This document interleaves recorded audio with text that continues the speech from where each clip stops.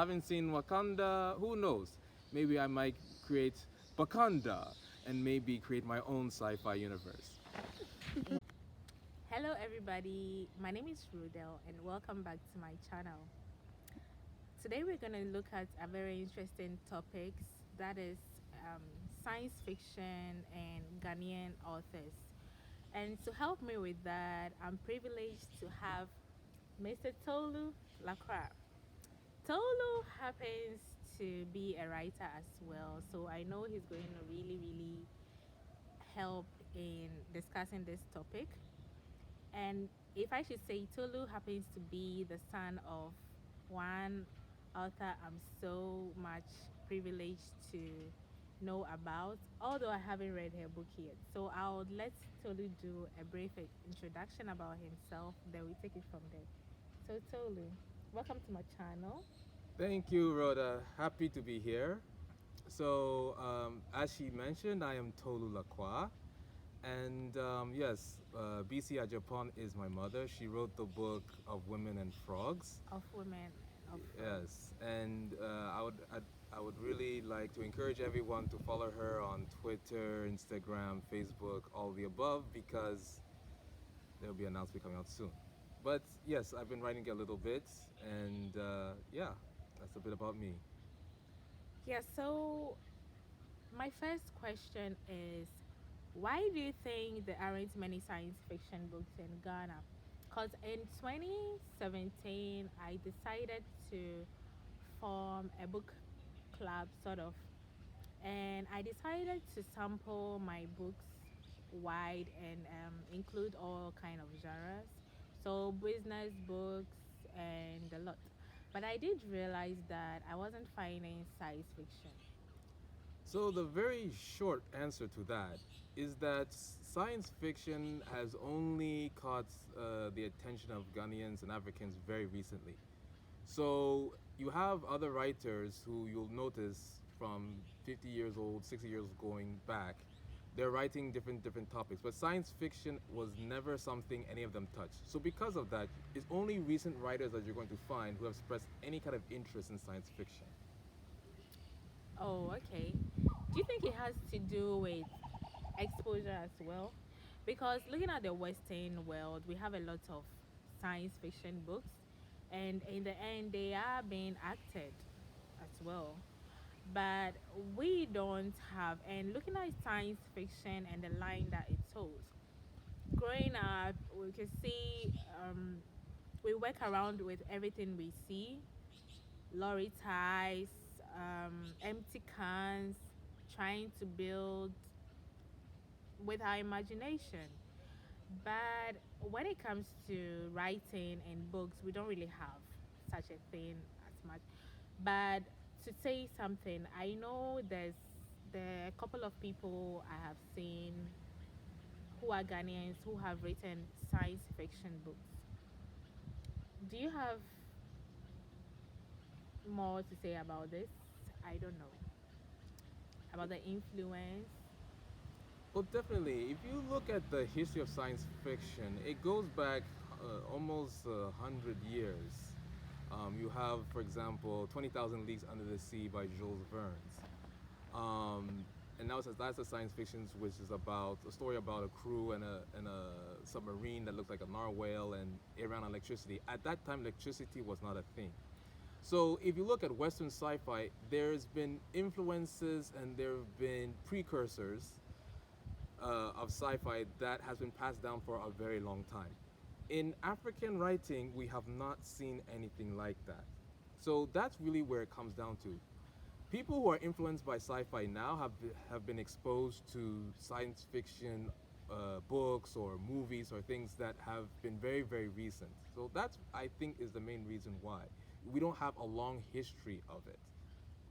Or do you think it's because we have our own type of science fiction, but it will not be categorized into science fiction? Yes, probably that. I think that is possibly another way of looking at it because there's a difference between science fiction and fantasy. So a lot of what I have seen out there has been more fantasy maybe within fantasy, I'll say urban fantasy, which is like fantasy, in present day time. But science fiction revolves around science and technology as the mover of the action, as opposed to fantasy, which is more about the magic or the supernatural. Mm. Okay, so yeah, I did mention about a couple of people. Have you come across any authors in Ghana who have written science fiction? So there is one person that I've come across who has written science fiction. He wrote a book called The Raven. His name is Joshua Osai. And his background, from what I understand, is someone from the University of Ghana. And I believe, if I'm not mistaken, that he has a very scientific background. But he's somebody who also had a love of science fiction, and he noted the fact that there's a very lack of science fiction in Ghana. So he wrote Ghana's first science fiction book, The Raven, and it's available on Lookbook. So I would advise everyone to get it. Now, which year did he write? Do you have an idea?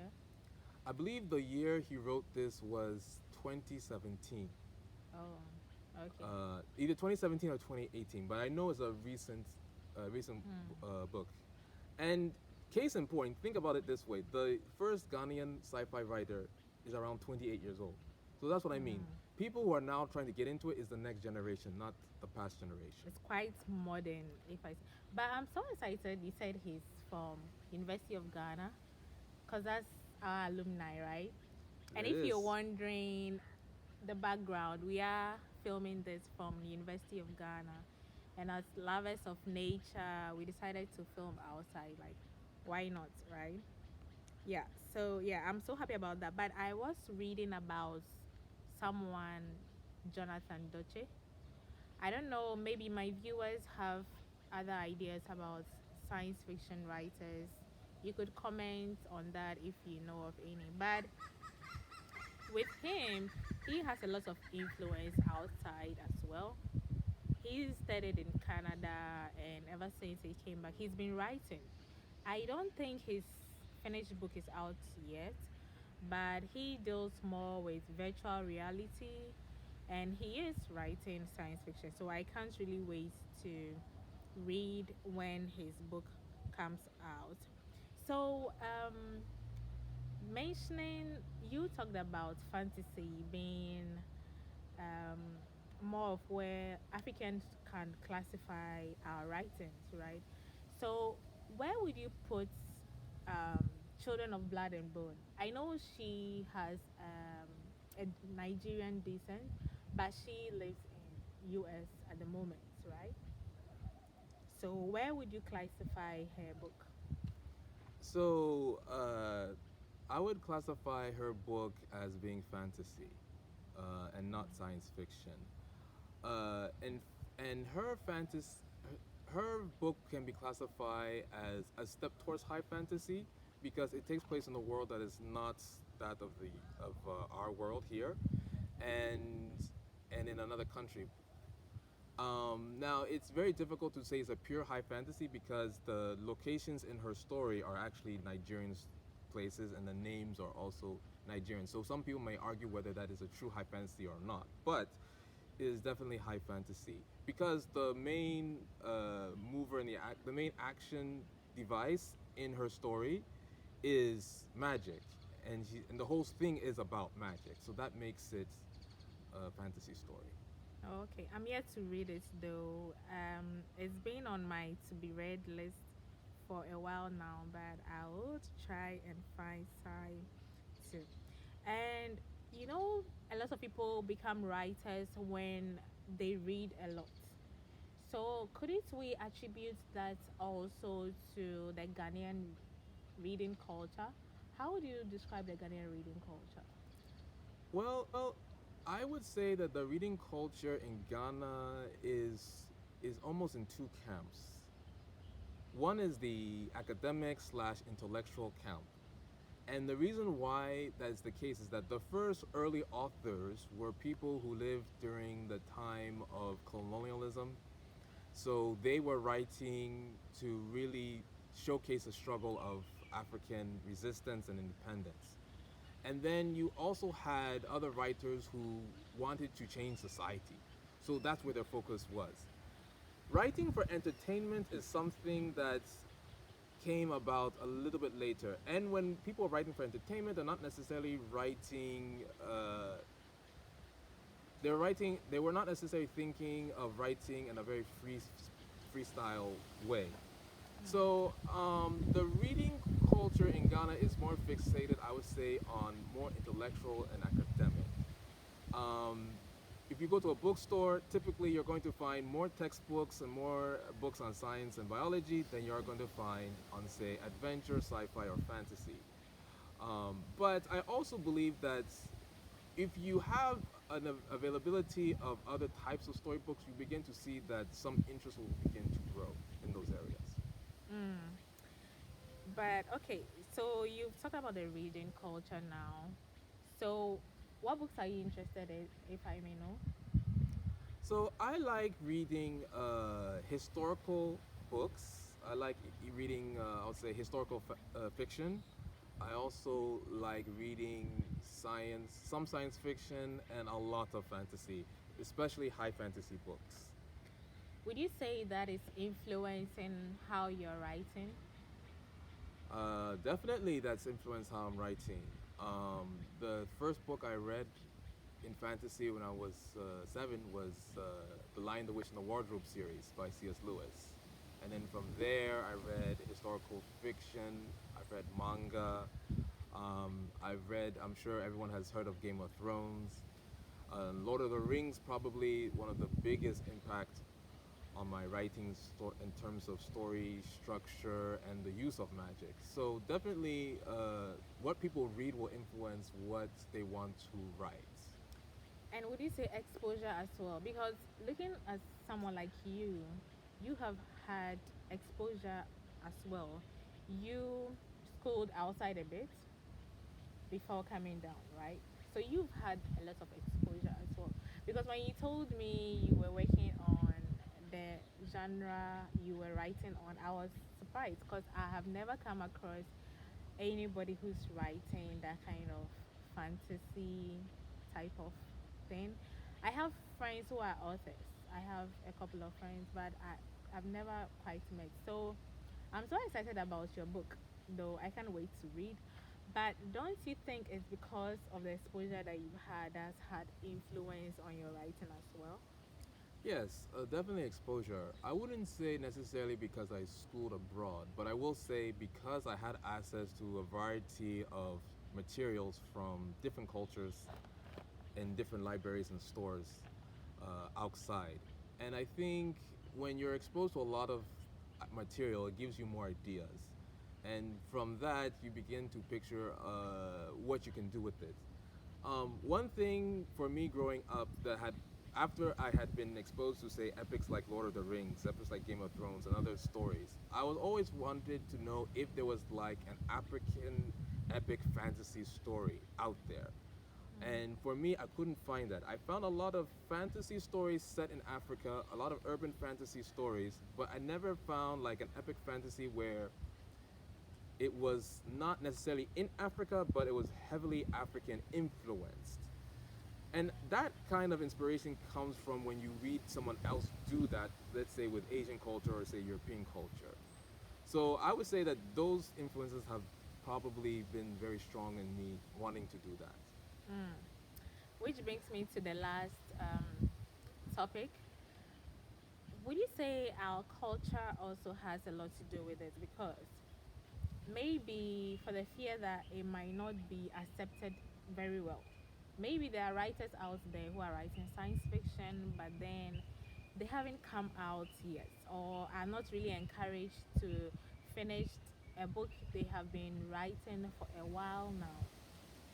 Because, you know, people in arts are not so appreciated, especially with our background and the light in which these people are seen and the encouragement. I don't think maybe if you tell your friends, hey, I'm writing about science fiction, maybe they wouldn't be so excited about it. So, don't you think maybe our culture has um, a lot to play in this? Because right now, yeah, a lot of shows are coming up like Charlie Wate, where we get people, artists to come out. Artists are creatives, just as writers. I say writers are creatives because we use our imaginations a lot. So now that they are getting platforms to come out more and people are beginning to accept these more, so maybe people are now getting to accept or venture into science fiction more. Would you say our culture has a lot to play in this as well? I wouldn't say culture. I think what the I think the Stereotype? basic problem is that people, generally speaking, whether it's in Ghana or anywhere else, they want to be part of something where they can see or vision success. And what's lacking in Ghana is we don't have a very large publishing industry comparable, say, with Nigeria or America. So, for example, let's say Tomi Adeyemi's book, for example, right? Tomi Adeyemi's book sold for about five, for seven figures, so in the millions. So that means when they're selling rights to other countries, those countries are going to pay somewhere between $100,000, $200,000 for the rights to translate. So let's say Nigeria, they have that. So they can sell it to Nigeria and someone there will distribute it. In Ghana, we don't have anyone who can do that. So what that means is that our publishing industry here is not very large. So that means that the success for authors financially here is not going to be very, very high. So when you're somebody who tries to establish themselves here, your options are very limited. Most likely, you're going to self-publish or you're going to publish with a local publisher who probably cannot pay you a very expensive advance, like $5,000, $10,000, or something big like that to start you off. So because of that, I think that would discourage people to go into writing if they're localized here. If you look at the big authors who have made it and who have been very internationally known, their books have sold overseas. They've become international sensations, and that's where it is. So I think for Ghana, what we need is some kind of investment in publishing in Ghana. So that will attract the best writers, which will in turn produce better mentors and editors in the publishing industry, which can then nurture the next generation of writers and produce even better writers. And then you'll see an interest in writing emerge. But writers in general, I will say, are still very much respected in Ghana. All right. Are you going to come out with a science fiction soon? I don't know. I will say that Black Panther has given me some ideas. I'm sure it's giving lots of people out there ideas of how science fiction in Africa can work. So we'll see. Oh, okay. All right. Thank you, Tolu, for coming. Thank you, everybody, for staying up to this point. Don't forget